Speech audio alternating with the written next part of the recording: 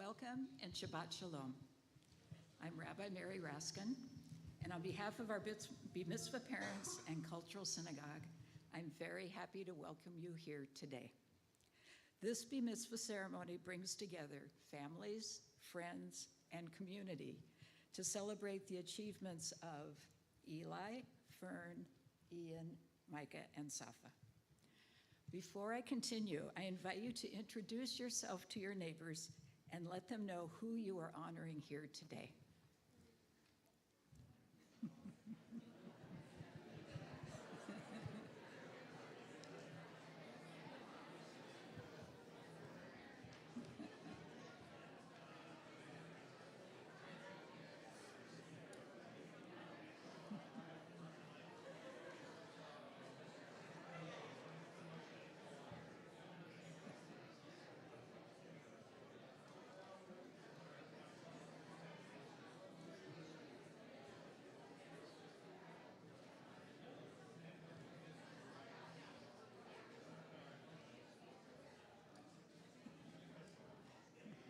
Thank you, everyone. The culture and religious practices of the Jewish people continue to evolve. We make them relevant and meaningful by integrating them with our contemporary and multicultural experiences. This Mitzvah ceremony, with its blend of ancient and modern, connects our Mitzvah to previous generations of Mitzvah. Our ceremony is being held during Shabbat, and although we have many ways of celebrating Shabbat today, it continues to be a time we create for self-reflection, learning, and celebration with families, friends, and community. We begin our ceremony with reflections on Shabbat, and the Mitzvah will join me in a reading to welcome Shabbat. On Shabbat, we step away from our daily routines in an attempt to gain perspective on our week and on our lives. At other times and in other places, we may feel fragile and alone. Yet here, we join together to find strength amongst community.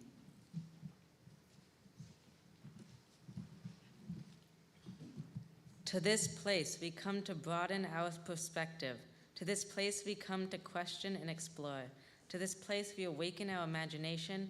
In this place, we draw strength as we allow ourselves to dream.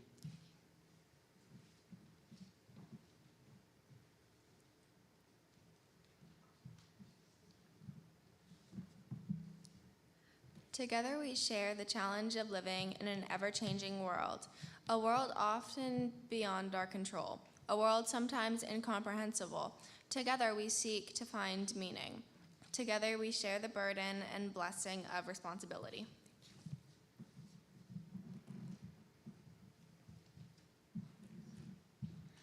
Today, we join together in the bond of community, cushioning our sadness and amplifying our happiness.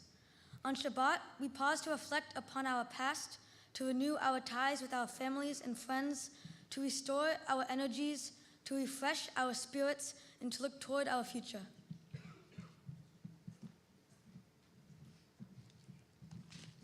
On Shabbat, we create our own moment in time. On Shabbat, we rejoice in all that is good in our lives. On Shabbat, we celebrate the strength of our community.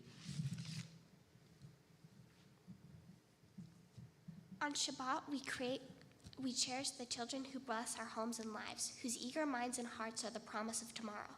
On Shabbat, we recall the love of mothers and fathers who have nurtured our lives, with whose blessings we have gone forth to our own work in the world. May we be reminded this Shabbat of our highest aspirations. May we know once again that we are not isolated beings, but connected to the universe, to our communities, and to each other. On Shabbat, we step away, It is traditional to light Shabbat candles at the beginning of Shabbat on Friday evening. We light them now to honor this tradition that illuminates our world with warmth and goodness. I now call on our Mitzvah to light the Shabbat candles.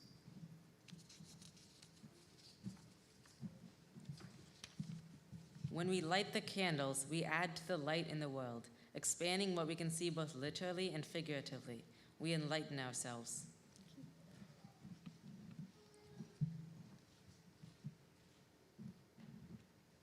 We shine light on wrongs that need to be addressed, as well as on acts of beauty, selflessness, and inspiration.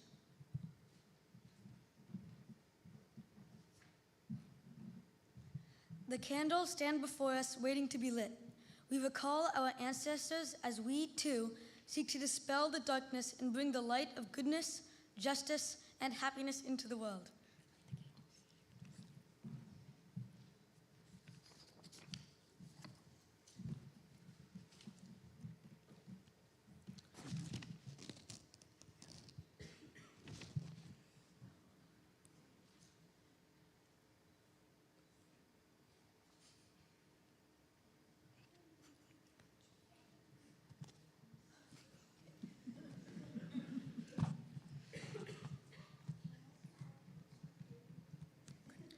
May the dancing flames of these candles kindle warmth within our hearts, wisdom in our minds, and passion in our souls. We celebrate those who love and those who create for humanity. Blessed is the light within the world. Blessed is the light within each person. Blessed is the light of peace. And blessed is the light of these Mitzvah. A central part of every Jewish service is a prayer called the Shema. Shema means hear or listen. It is the traditional call for Jews to express their belief in the Jewish God, Yahweh. As humanistic Jews, our tradition is to take this time to affirm our belief in the universal values of justice, peace, and caring for all. Today, we celebrate our connection to the Jewish people and affirm the dignity of all people. The following humanistic Shema and the Ve'ahavta, meaning "and you shall love," are taken from Deuteronomy. And I now call on our Mitzvah to recite the Shema and the Ve'ahavta.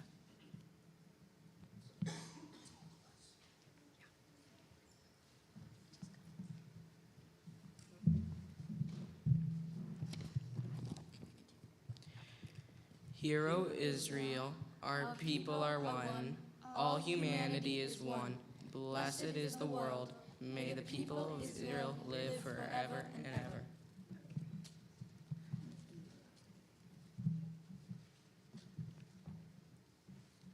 Therefore, we strive to lead loving, compassionate lives with our hearts, with our wisdom and our actions.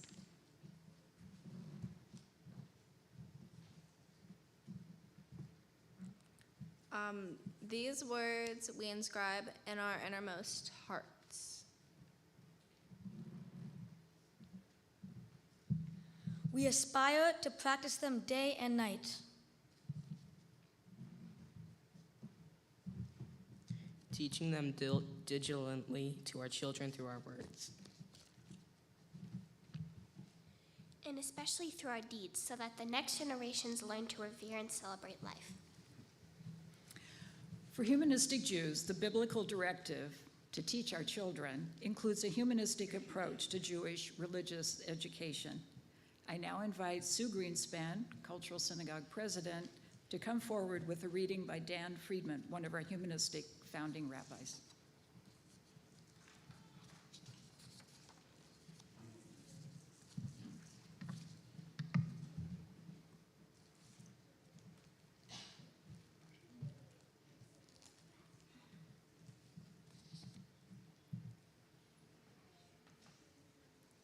The purpose of religious education is not to stamp our minds upon the young, but to stir up their own. Not to make them see with our eyes, but to look inquiringly and steadily with their own. Not to give them a defined amount of knowledge, but to inspire a fervent love of truth. Not to form an outward regularity, but to touch inward wellsprings. Not to bind them by irresistible prejudice to our particular sect or particular notions, but to prepare them for impartial, conscious judging of whatever subjects may be offered to their decision. Not to burden memory, but to quicken and strengthen the power of thought. not to impose religion upon them in the form of arbitrary rules, but to awaken the conscious and moral discernment. In a word, the purpose is to educate rather than indoctrinate, that our children will bear themselves with dignity and high purpose.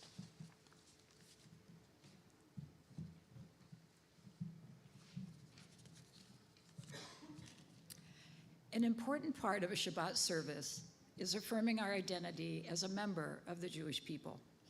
We honor the history, culture, and achievements of our people. We understand that one way we express our bond is through humanistic celebrations of Jewish life cycle ceremonies, such as the Mitzvah. Eli, Fern, Ian, Micah, and Safa will each affirm their Jewish heritage as part of this Mitzvah ceremony.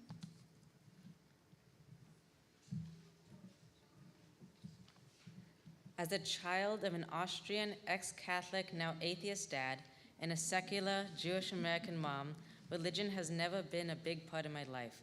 Although we do light Hanukkah candles and have Passover seders with my grandparents, I am proud of my Jewish heritage, but I do not believe in God or many of the rules that more Orthodox Jews believe in. Humanistic Judaism has allowed me to explore my Jewish culture in a way that is meaningful to me.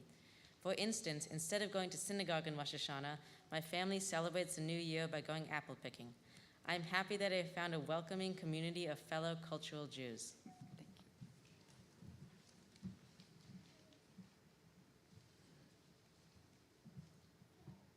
To me, being a humanistic Jew means to bring everyone we love together.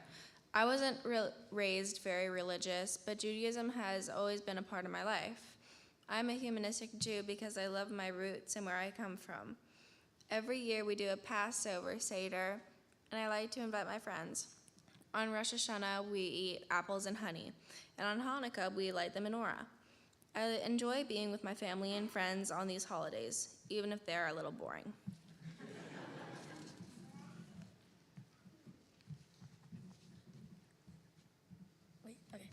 For me, being a humanistic Jew means to interpret Judaism my own way. I don't put religion above all else, and I don't believe in God, but that doesn't mean I'm not proud to call myself a Jew. It's one of my many identities, just like I'm also an American and an Austrian. I don't let Judaism dictate my life, but I still enjoy many of its guidelines and traditions. For example, I treat others as I would be treated. I love matzo ball soup, I enjoy playing klezmer music, and I eat a lot of challah. While I celebrate only Jewish holidays, my family and I don't celebrate most minor holidays, and we often change the ones we do. For instance, my family wrote our own modified Haggadah for Passover. I appreciate the cultural synagogue's B'nai Mitzvah program's focus on the history and culture of Jews and allowing me to celebrate my Bar Mitzvah in a way that is meaningful to me.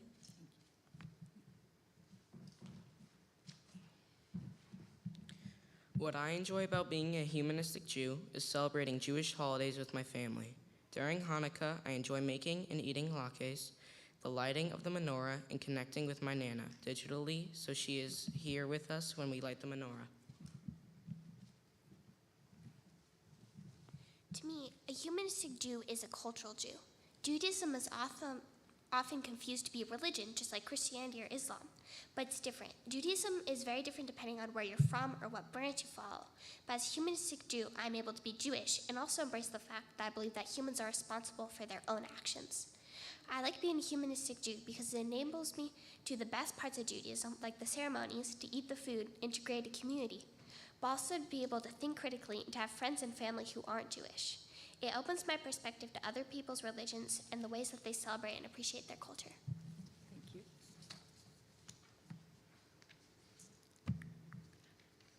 I now call on Bruce Shutan, a member of our board and the father of a previous Bar Mitzvah, who will lead our Nizkor service. Nizkor means we remember. It's a traditional part of a Jewish service where we remember loved ones who are no longer with us.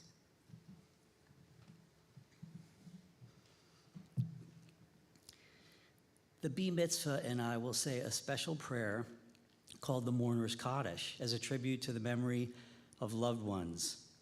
You are invited to think of those whose memories you want to honor at this time. Today, we especially remember and honor the loved ones of our Mitzvah families. The family of Eli and Ian, Johann Hinterworth, grandfather to Ian and Eli and namesake to Ian. Franz Graf, great-grandfather to Ian and Eli. Esther Smyrnin Golden, great-grandmother to Ian and Eli and namesake to Eli. Seymour Golden, great-grandfather to Ian and Eli. Morris Rosenthal, great-grandfather to Ian and Eli. Fern's family is honoring Jean-Claude Harris, grandfather to Fern. Micah's family is honoring Joseph Strauss, grandfather and namesake to Micah. William and Leah Strauss, great-grandparents to Micah. Ralph and Elizabeth Wolf, great-grandparents to Micah. Edward and Evelyn Leibovitz, great-grandparents to Micah. Safa's family is honoring Gary Sampson, grandfather to Safa. Helen Lawrence, great-grandmother to Safa. David and Betty Raskin, great-grandparents to Safa. George Bourguignon and Janine Aumont, great-grandparents to Safa.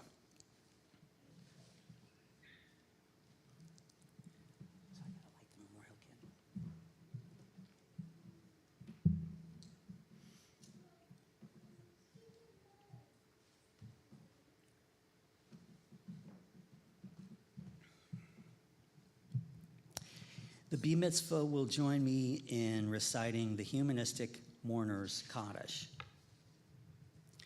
Let us enhance and exalt ourselves in the spirit of humanity.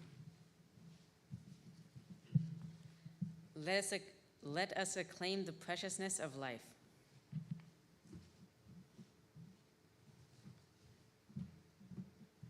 Let us show gratitude for life by approaching it with reverence.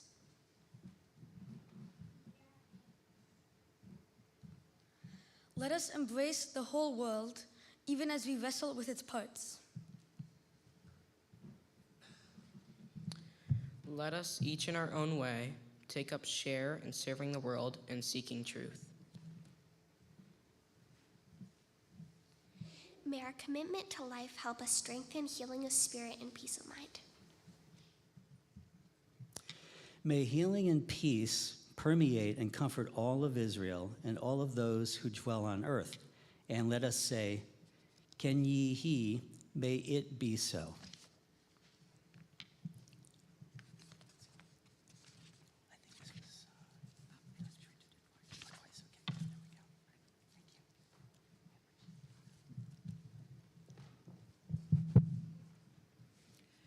We have now come to an especially important part of our ceremony. Unique among Jewish life cycles rituals, the Bar Mitzvah ceremony requires dedicated study on the part of the Bar Mitzvah. Also important, it brings together all of us to support them in their studies, families, teachers, and community. For this ceremony, our students have each prepared a presentation that is a thoughtful reflection on an area of importance to them. Their presentation is called a Devar Torah, literally meaning a word of Torah. The expression comes from the weekly interpretation of biblical text. The word Torah means teaching or guidance. In their presentations, each Bar Mitzvah is giving us a teaching or a Devar Torah. And Eli will come first.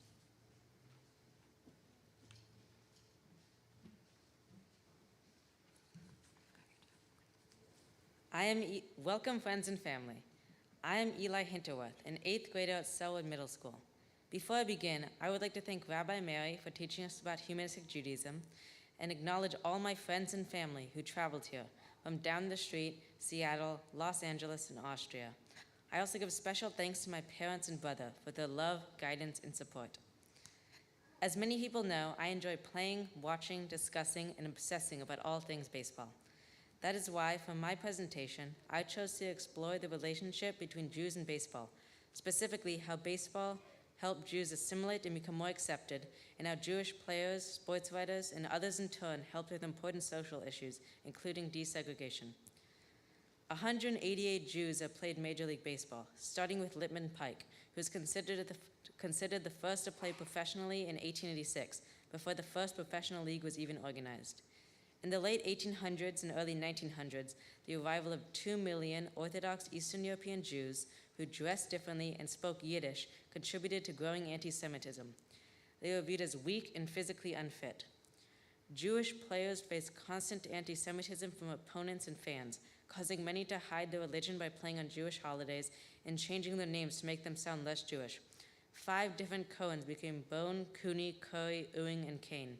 The first Cohen to play on his own name was Andy Cohen in 1926, the Giants' second baseman. He became known as the Great Jewish Hope. At this time, baseball was a big part of American culture, and many Jewish immigrants and their children started to follow the sport in an attempt to assimilate and become more American. It should be noted that a Jew, Albert Montilzer, wrote the second most played song in America, Take Me Out to the Ballgame, in 1908. Hank Greenberg was the first Jewish baseball superstar. Greenberg played 9 full seasons as a first baseman between 1930 and 1946. He batted .313 during his career, won 4 home run titles, and led the Tigers to 4 pennants and 2 world championships. He was an important role model for Jews, both in terms of athleticism and his character. Greenberg's decision to play in Rosh Hashanah in 1934, while his team was in a tight pennant race, but not play on Yom Kippur after his team had basically secured the pennant, drew national attention, and he was widely praised for staying loyal to his religion while still helping his team win. Another notable Jewish superstar was Sandy Koufax, the Dodgers pitcher nicknamed the left arm of God. During Koufax's 12-year career, which lasted from 1955 to 1966, Koufax also faced anti-Semitism, though maybe not as openly as many of the Jewish players before him. Like Greenberg, Koufax got national attention for refusing to pitch in Game 1 of the 1965 World Series because it fell in Yom Kippur. This made him a hero to many American Jews. He always put his faith before his career. Like Greenberg, Sandy Koufax helped break stereotypes of Jews being weak or unathletic. Although his career was cut short by injury, he remains one of the best pitchers in baseball history. In addition to combating anti-Semitism, Jewish players in the 1940s and 50s, as well as Jewish sports writers like Shirley Povich of the Washington Post, Sam Moulton, sports writer for the Montreal Herald, and Lester Rodney, sports editor of the Daily Worker, helped integrate black players by befriending and defending them. When Jackie Robinson became the first black player in MLB history, Jews were among the people who supported him the most, as they too faced bigotry from fans and even other players. Hank Greenberg once said of his friend, Jackie Robinson, "I had feelings for him because they had treated me the same way." As a player, Greenberg was occasionally denied the opportunity to stay at hotels with his teammates. Later, as a Cleveland Indians general manager, Greenberg refused to stay at hotels that denied entry to black players. Many Jewish fans, especially Jewish immigrants and their children, were also strong advocates for the desegregation of baseball, as they believed it was a critical step in equal treatment for all. Jews also worked for the fair benefits for the players. During his tenure as the executive director of the Major League Baseball Players Association, MLBPA, from 1966 to 1982, Marvin Miller led the MLBPA during 3 strikes and 2 lockouts. This led to the elimination of the reserve clause, the creation of free agency, and big boosts to player salaries. The average pay for a player in 1966 was $19,000. It rose to $326,000 by 1982. Under Miller's direction, the Players' Union was transformed into one of the strongest unions in the United States. In 2023, there were 19 Jews on an MLB roster, an all-time high. There were 19 Jews on the MLB roster, an all-time high. Fortunately, anti-Semitism does not seem to be as overt as it used to be, though sadly it is rising. I am proud of the role Jewish baseball players, fans, union leaders, and sports writers helped in combating anti-Semitism and segregation, and working for a fair treatment for the players. To me, this is an example of the Jewish ideal of tikkun olam, or repairing the world. Thank you, and play ball.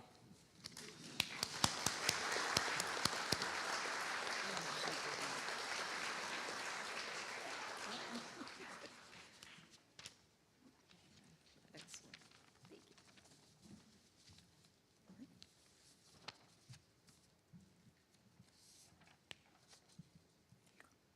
Hello, my name is Fern. and I'm going to take a portion of time to talk about something very important to me, dance, specifically ballet. But first, I wanted to thank and acknowledge my family and community. Thank you to my mom, to Melissa, and to Rabbi Mary, who spent her Saturdays with me last summer to prepare for today, and everyone else who has supported me. What I'm going to focus on today is dance. I've been dancing since I was 12 years old, and before that, dance was always a big part of my life. I heard music, I danced. I was bored, I danced. I was happy, I danced. Dancing has always been a part of me, and I'd like to tell you a little bit about why. Dancing has always been a part of me, as I've said. When I got a part in the school play, it meant a lot that the woman I played was a dancer too. That meant I could connect with her on that level as well. My 8th grade school play was Anne Frank, and I was cast as Mrs. Van Dan. Mrs. Van Dan hid in the attic with the Frank family. She's most remembered as someone who got mad at Anne for ruining her fur coat. I persuaded my teacher to allow me to bring up that Mrs. Van Dan was a dancer.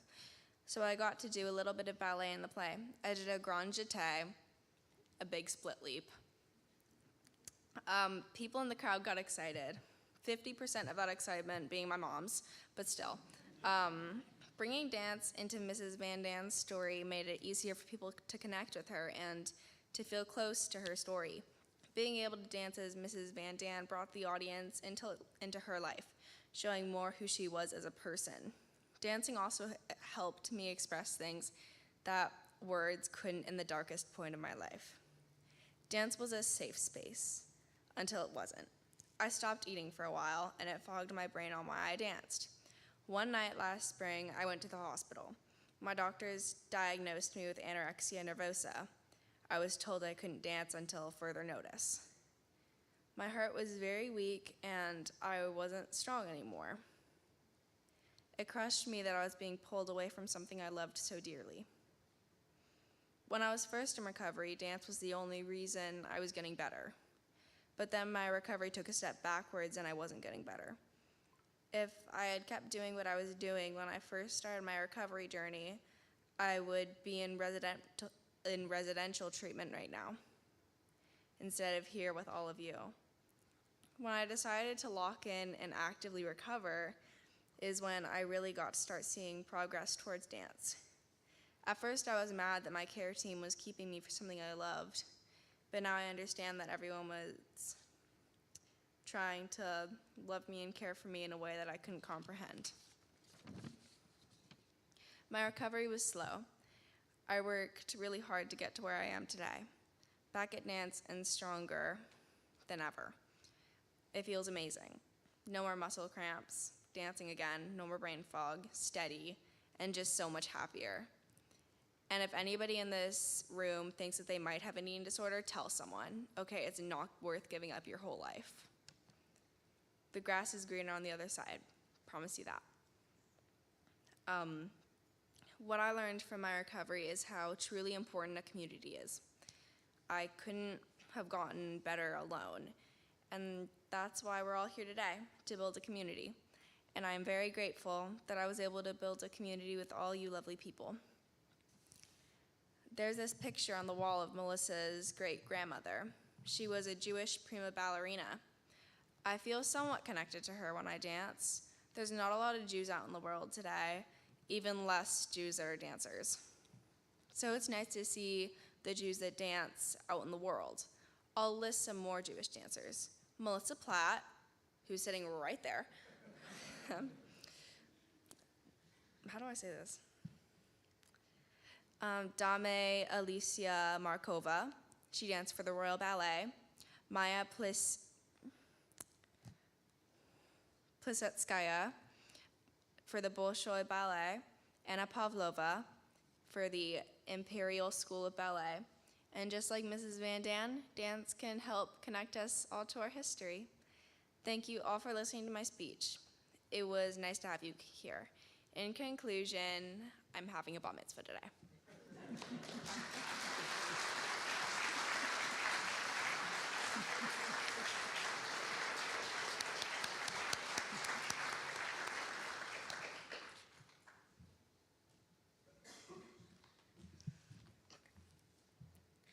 Welcome, esteemed friends, family, and guests, and thank you all for coming to my bar mitzvah. My name is Ian Hinterworth, and I am currently in 8th grade at Selwood Middle School. First of all, I want to thank my family for taking care of me and helping me become the person that I am today, and for Rabbi Mary for teaching me about humanistic Judaism and helping me through this ceremony. For my presentation, I chose to explore the ways in which Jewish musicians were drawn to the folk rock era of the mid-20th century. I then researched specific Jewish musicians and how they incorporated their Jewishness into their songs. Each of these musicians was deeply connected with the Jewish identity, and yet they each chose to express that through their work differently. I chose this topic because, obviously, I am Jewish, but also because I really enjoy playing and listening to music.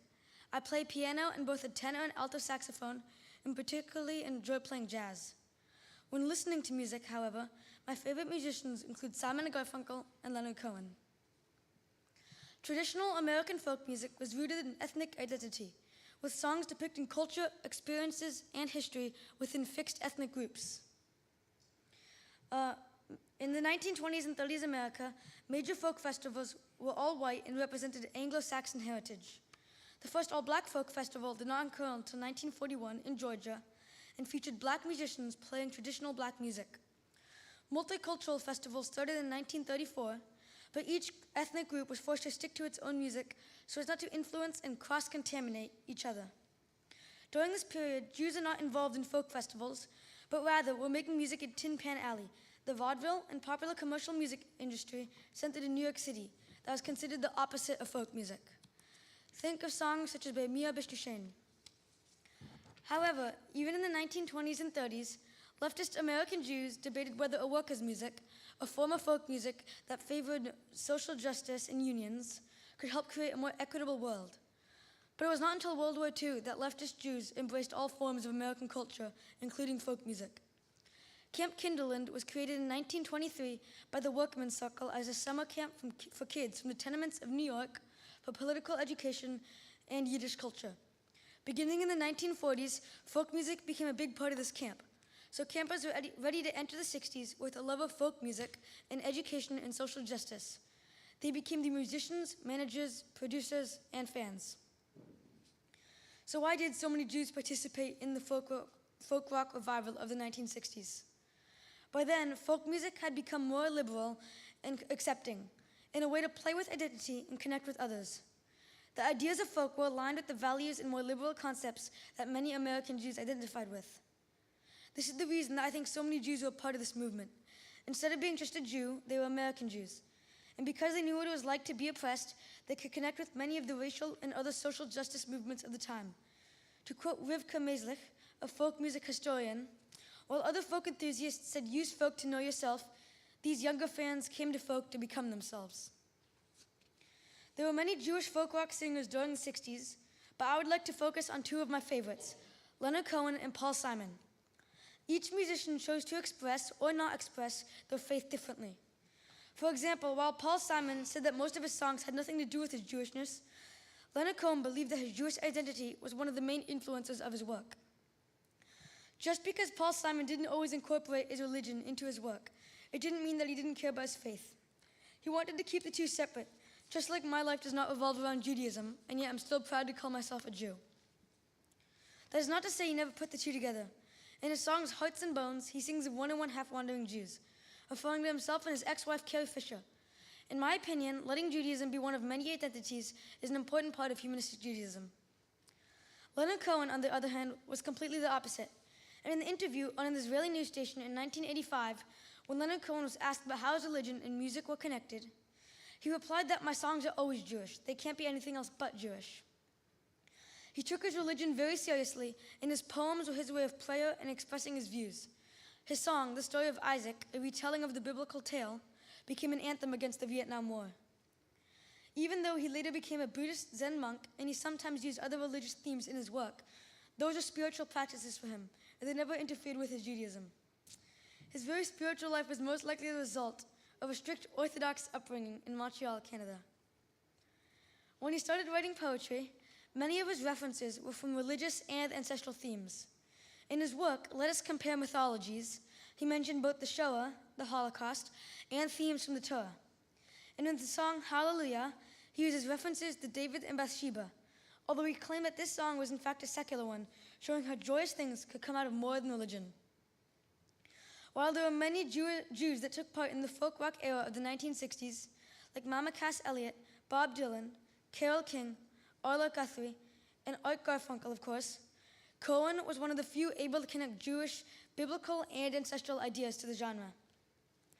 The 1960s was a defining era for folk and for Jews in music. Some Jews chose to combine their music and their religion, while others didn't. But to all of them and their fans, folk music provided a way for Jews to assimilate into American culture. Today, that need is greater than ever. Recently, there has been a rise in anti-Semitism, and many Jews are feeling abandoned by the left that once supported them. But as we have seen almost 60 years ago, change can't happen. If we repeat the effects of the folk rock revival of the 1960s, all races, religions, and ethnicities can coexist as humans. And now, to answer Bob Dylan's famous question, how many roads must a man walk down before they can call him a man? The answer, the long and winding road of a bar mitzvah. Thank you.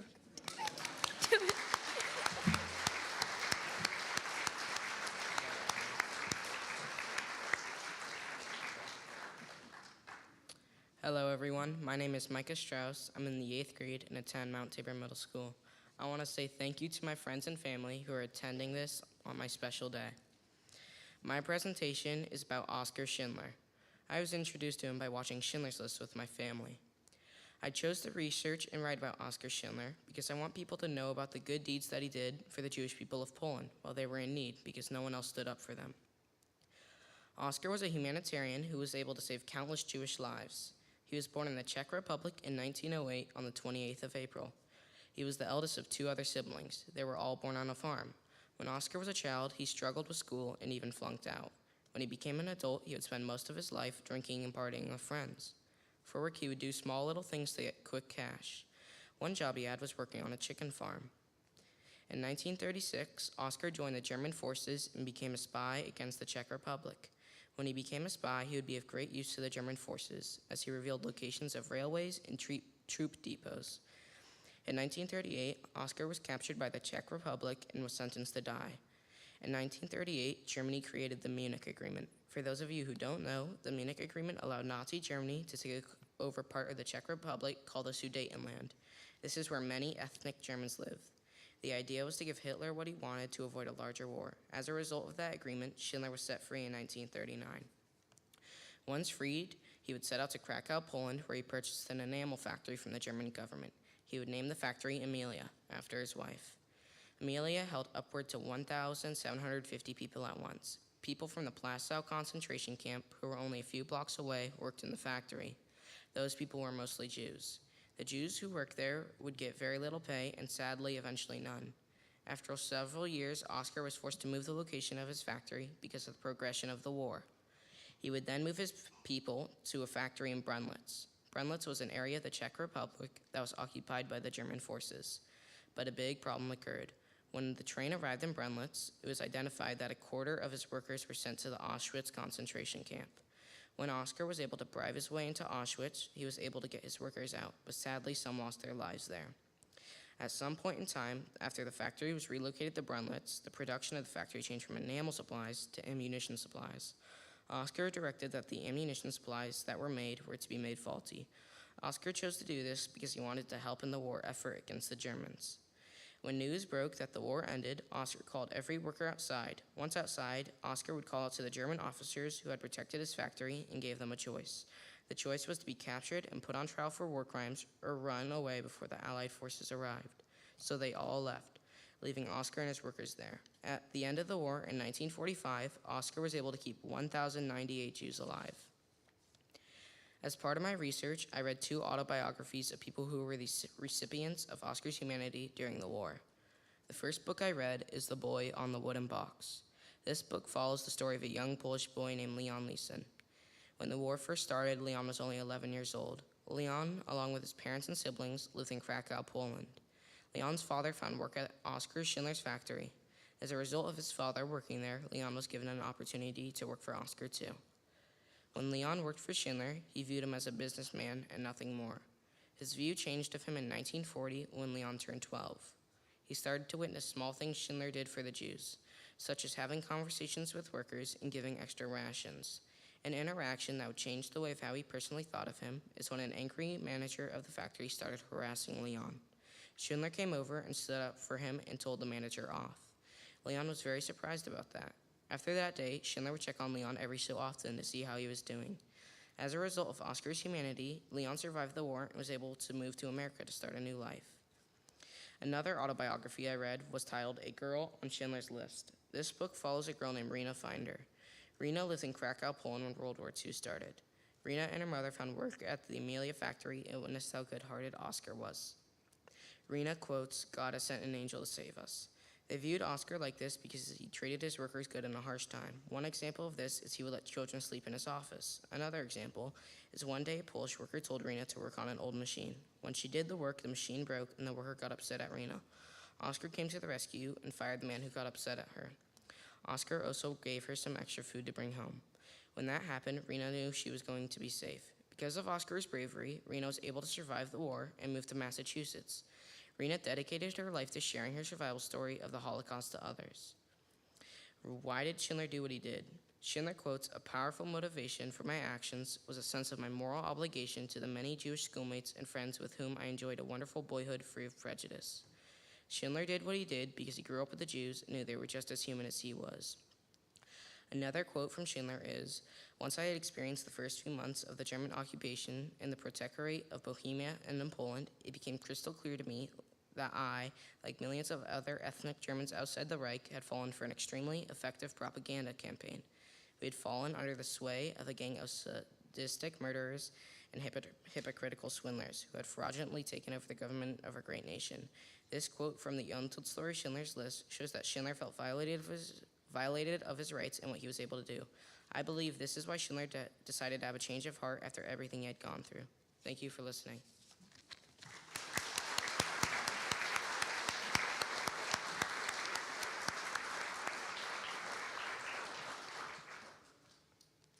Hello. For those who don't know me, my name is Safa. Before I get started on the main part of this speech, I would just like to acknowledge the help I got from my family and from my community.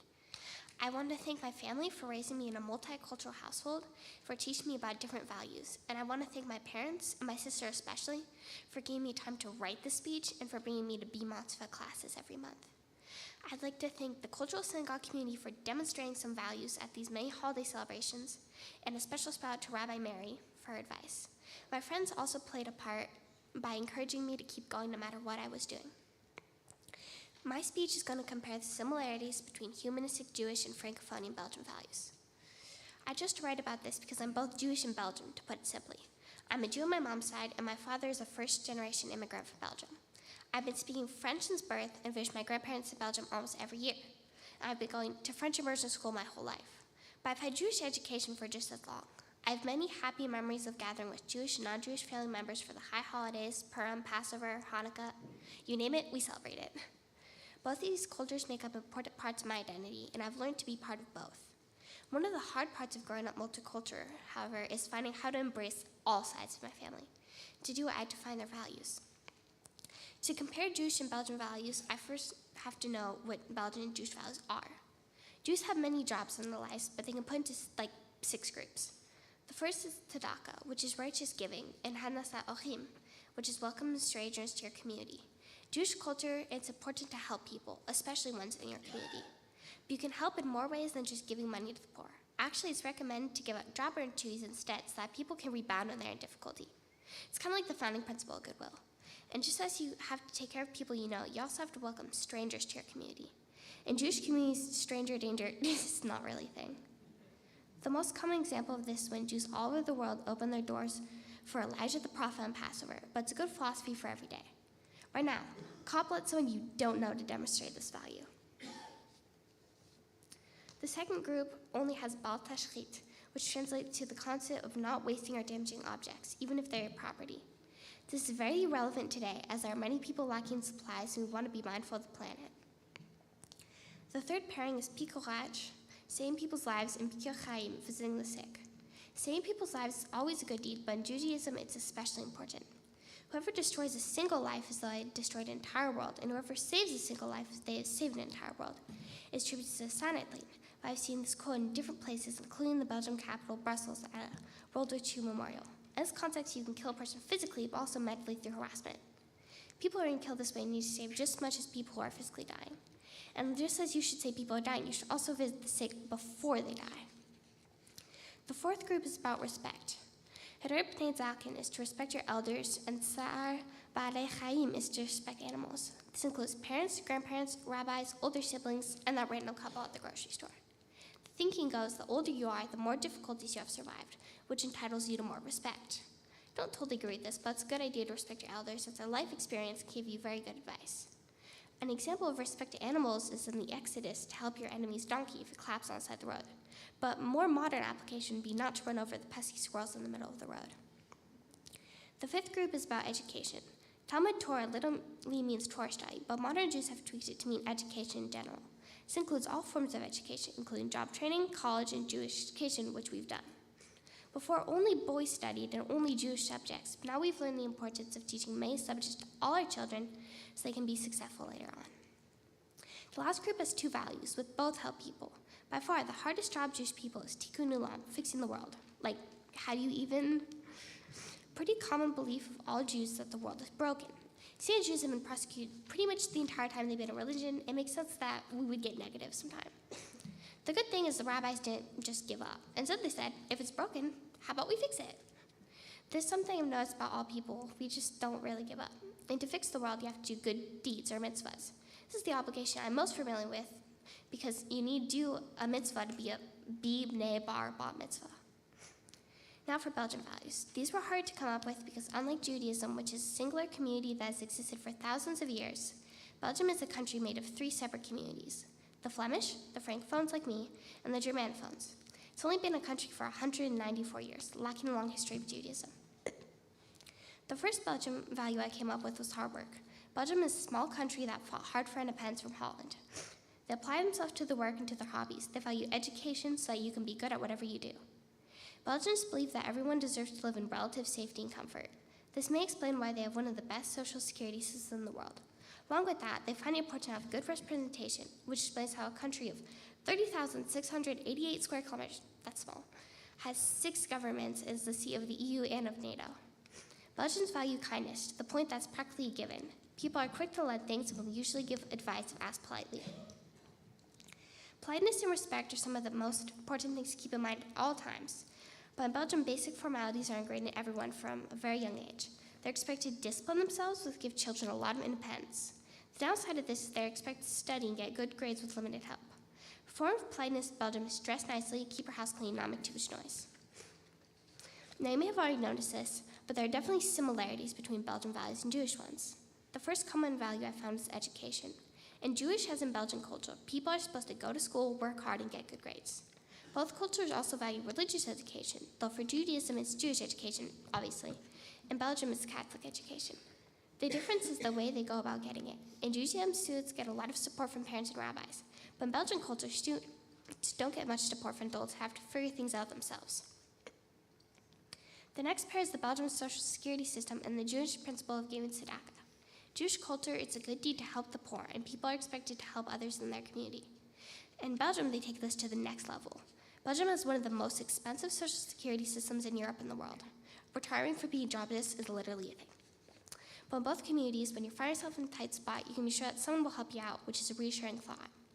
The final similarity is that both cultures have respect as a value, and in both communities, it's geared towards elders. In Belgium, to be respectful is to use the right language register, but also to warn people when they make mistakes. On the contrary, in traditional Judaism, it's more important to keep the dignity of the people involved, even if they do something inadvisable. One of the main differences between humanistic Judaism and other kinds of Judaism is that in humanistic Judaism, dignity is less important. However, Jews have always been critical, with most Jews being part of the tribe of Israel, which really translates to the tribe that questions God. In conclusion, I believe that the Jewish and Belgian culture are very different. There's a lot of similar values, which makes it possible to be part of two cultures and still be a whole person, and I'm very proud to be part of both communities.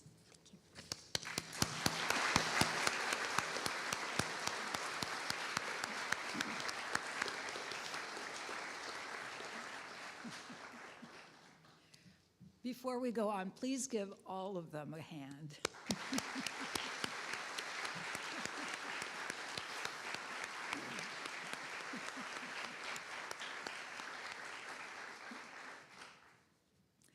It is traditional at the Bar Mitzvah ceremony for family members, excuse me, to be honored with an aliyah by coming up to the bima to say blessings as part of the Torah service. The Hebrew word aliyah means to ascend or go up. The Hebrew word bima refers to the raised platform in the synagogue from which services are led. Excuse me. Today, we call upon our Bar Mitzvah parents to come up to give a special blessing to our Bar Mitzvah. These blessings express the values that we hope to see instilled in our students. And first, I'll call up Alana and Armand to share their values in honor of Eli and Ian.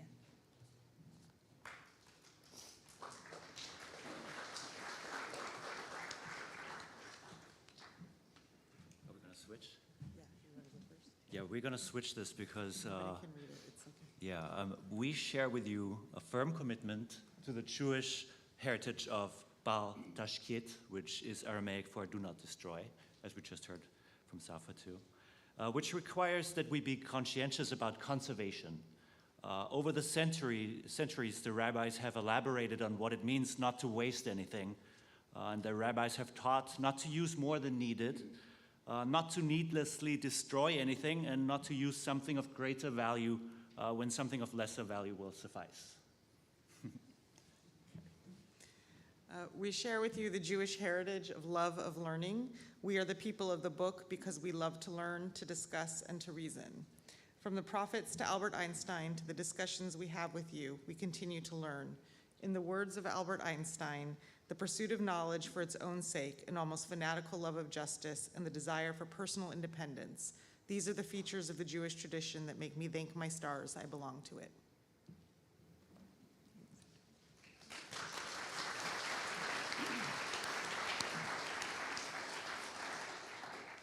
I now call on Corinne and Melissa to share their values in honor of Fern.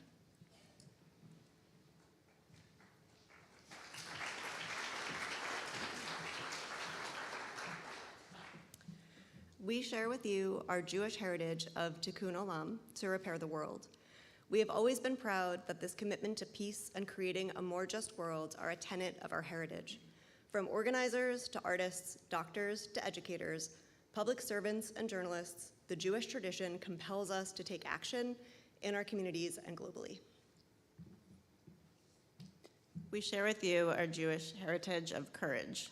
During cruel times of persecution, we have held to our ideals. The Maccabees, the Jews resisting the Crusades, the Inquisition, and the Holocaust maintained their ideals until the end. Our kinship with the spirit of our ancestors who gave their all is close to our hearts.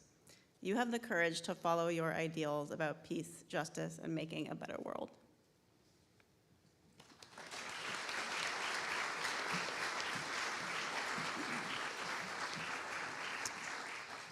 I call on Gail and Mark to come share their values in honor of Micah.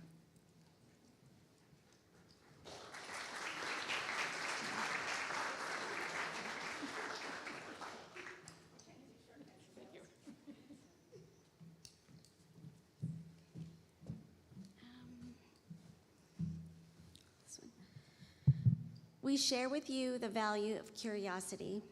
Curiosity represents one's awareness of the world and a spirit of inquiry. A foundation of curiosity leads to questions that inspire learning, knowledge, and growth. Questions are an essential part of Jewish learning. Abraham and Moses both questioned God's thinking. The early rabbis wrote the Talmud, a book based entirely on questions. Every year at our Passover Seder, we ask multiple questions that inspire us to new learning and growth. May curiosity always be part of your life. We share with you our Jewish heritage of love of family. This concept reminds us that from dor lador, generation to generation, though we are individuals, we are also the product of those who came before us and contributors to those who come after us. Through bad times and good, the loving nature of the Jewish family, based in solidly in mutual respect and the desire to leave a better world for our children has held us together and given us hope.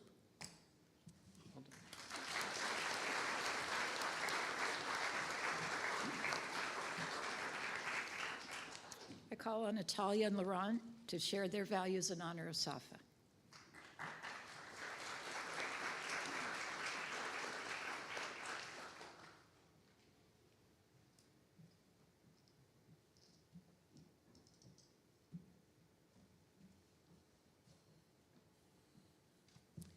We share with you our Jewish heritage of compassion. In ancient times, the Israelites were told to leave the edge of the crops in the fields and the fallen fruit in the vineyards for the poor and the strangers to eat, and that thou shalt love thy neighbor as thyself. Over 2,000 years ago, Hillel said, "If I am not for myself, who will be for me? And if I'm only for myself, what am I?" Share with you our value of justice. In the Exodus story, when Moses gave the Jews the Ten Commandments, no distinctions were made regarding wealth or privilege. From the start of Judaism, people have been equal before the law. We value truth, integrity, and fairness.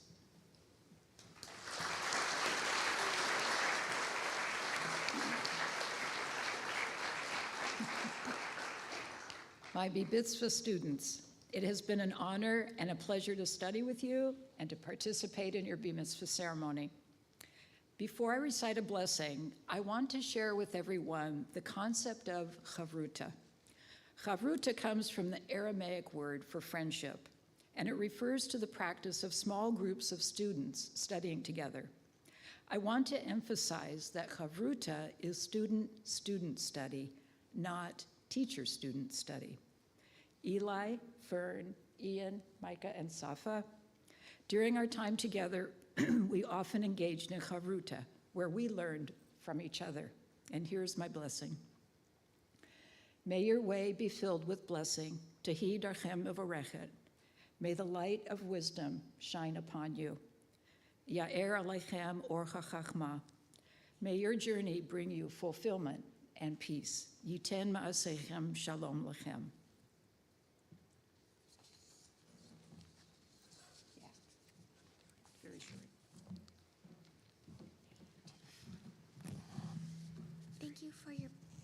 Thank you for your blessing. As we accept your blessing, we affirm our connection to our families and the Jewish people.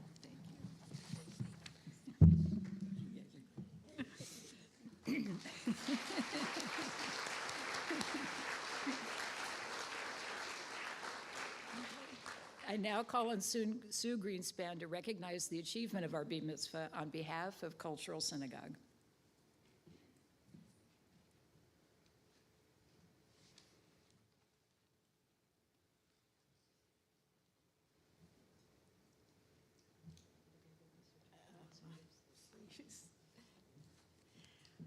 Before I start, I just want to say I was blown away by each of your talks.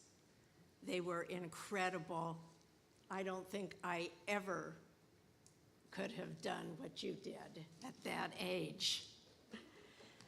The journey to become a Bar Mitzvah is not simple or straightforward. It requires support of family, friends, and the community. For the students, it requires dedication and a willingness to adapt previous assumptions to new information. It requires courage to explore new ways of seeing the world and then sharing that learning with others. For all this, we recognize your achievement. I don't know which one came up first, but Safa. A job well done, and enjoy that in the future.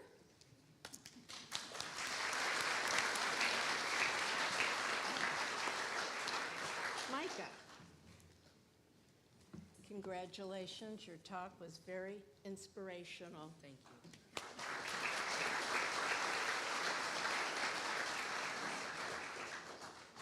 you. Ian, wow, you are a baseball fan, aren't you?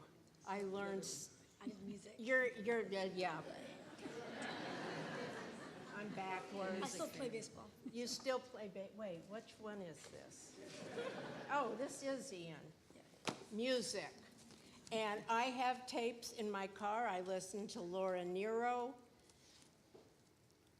Simon and Garfunkel, all of them every day. Thank you for that.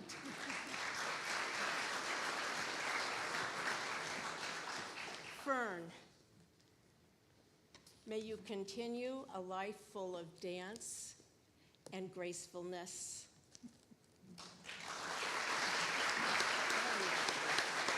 Okay, now we're baseball. I grew up in a home where my son was going to be a professional ball player. He's not, but you told me everything that he didn't. Thank you so much.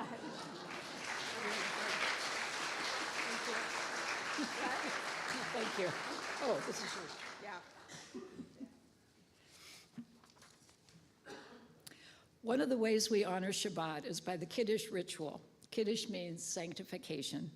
For special occasions, such as our Mitzvah ceremony, the Kiddush includes blessing wine and bread before having a delightful repast called an oneg.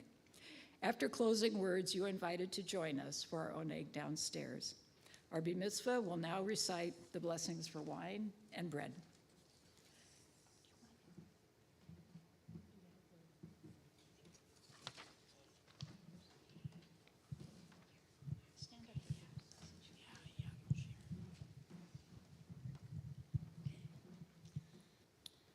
Blessed are those who bring forth the fruit of the wine to life, Chaim.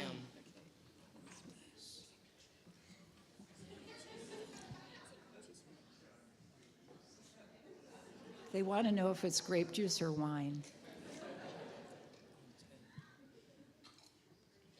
And? It's grape juice. Grape juice. We'll have to have wine at your homes this evening.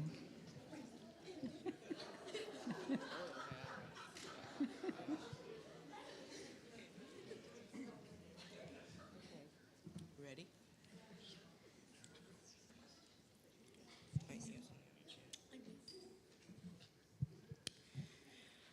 Blessed are those who bring forth bread from the earth.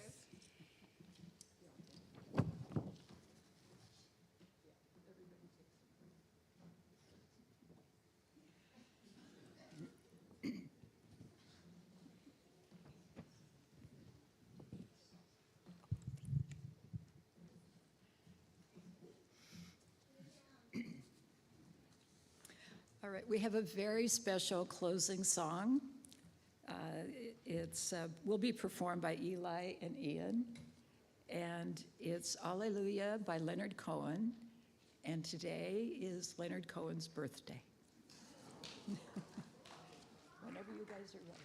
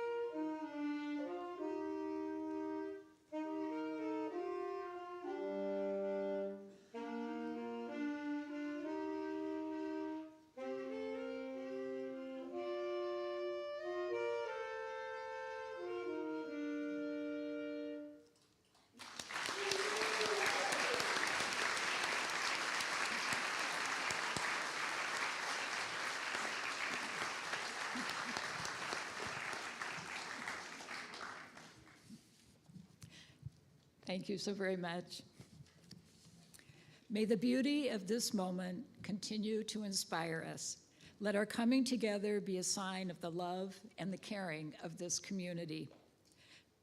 May the wishes of our hearts be realized in the deeds of generations yet to come. May we all celebrate life's sweetness on many more occasions. Thank you for being a part of our Bar Mitzvah ceremony, and please join me in wishing our Bar Mitzvah a hearty Mazel Tov. Mazel Tov.